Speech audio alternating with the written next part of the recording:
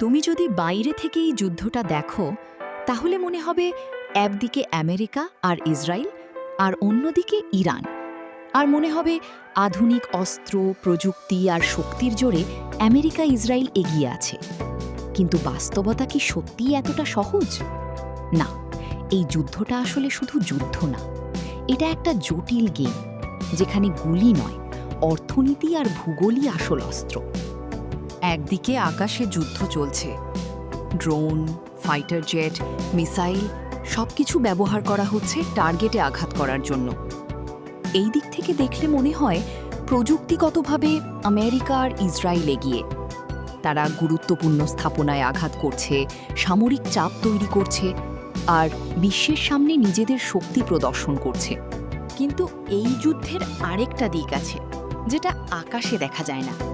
এটা শুরু হয় সমুদ্রের ভিতর থেকে।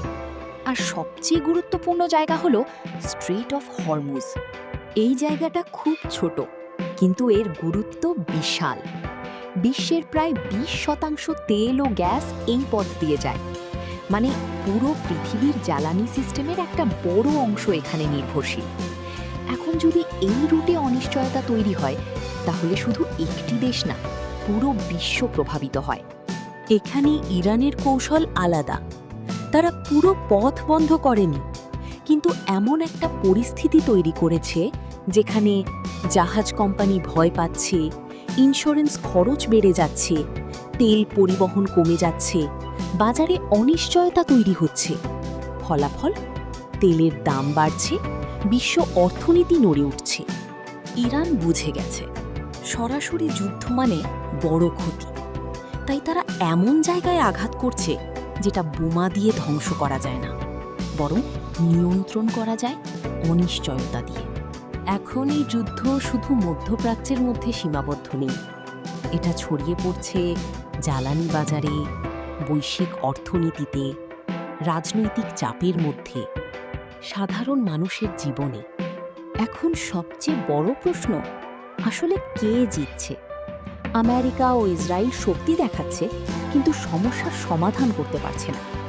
ইরান চাপ তৈরি করছে, কিন্তু পুরোপুরি নিরাপদও না।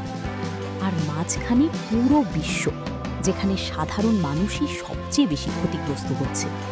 এই যুদ্ধ আমাদের একটা বড় সত্য শেখায়, শক্তি শুধু অস্ত্র না, কখনো কখনো একটা ভৌগোলিক জায়গা, একটা কৌশল আর একটা সময়ের সিদ্ধান্ত সবচেয়ে বড় সামরিক শক্তিকেও চাপে ফেলতে পারে। এই যুদ্ধ তাই শুধু একটি যুদ্ধ না, এটা পুরো বিশ্বের উপর প্রভাব ফেলা একটি নীরব সংঘর্ষ। আর শেষ প্রশ্নটা থেকেই যায়, আসলে কি এখানে কেউ সত্যিই জিতছে,